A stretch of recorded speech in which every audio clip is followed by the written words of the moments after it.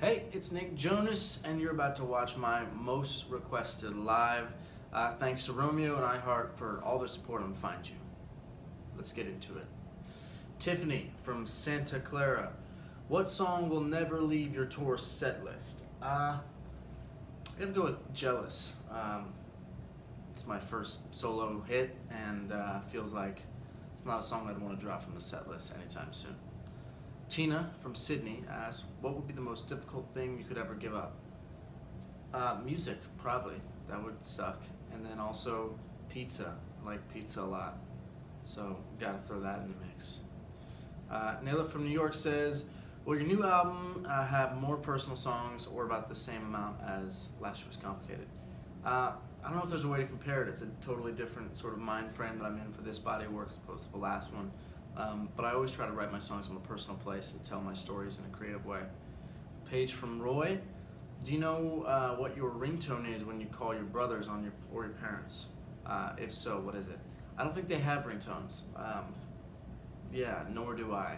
Just the normal buzzing of the phone is the best way to go on that one. Ruby from Dallas, was writing the song Home for the movie Ferdinand different than writing music for your own album? Yes, it was very different. I was given a set of guidelines of kind of the approach they wanted for the song, both lyrically, tempo-wise, everything, so that it would fit the scene that we were putting it in. And it was a really unique process. I got to team up with my friend Justin Tranter, a really talented songwriter, and we wrote the song. And I'm really proud of it now, and I hope that the way that it means something to me, it'll mean something to the people that hear it as well. Lauren from Palatine says, where did you get the idea for your God is greater than the highs and lows tattoo? I was just playing around with different tattoo ideas, and I kind of was just drawing some arrows, and then I thought, what if I added a G to one of them, and it was created. Victoria from Newfoundland says, would you ever do a song with DNCE or go on tour with them? Possibly, yeah, I think that'd be fun. We all like each other quite a bit, so I'm sure it would be cool to go on tour together. But we'll see what's right, everything's, up in the air at the moment, so who knows. Cami from Metz says, how is working with Daisy Ridley, Tom Holland, and Mads Mikkelsen? Did you approach your role, and how did you approach your role for Davy Prentice Jr. in Chaos Walking? And what do you like the most about this character?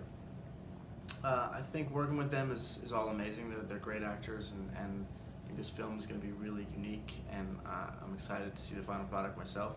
And then as far as approaching the character, I love the character. I think he's got a lot of layers, and for me it was just about trying to pull some of those out and tell a really complicated story of this young guy's life. And I know people are diehard fans of these books, and we're just hoping to bring something really special with this film.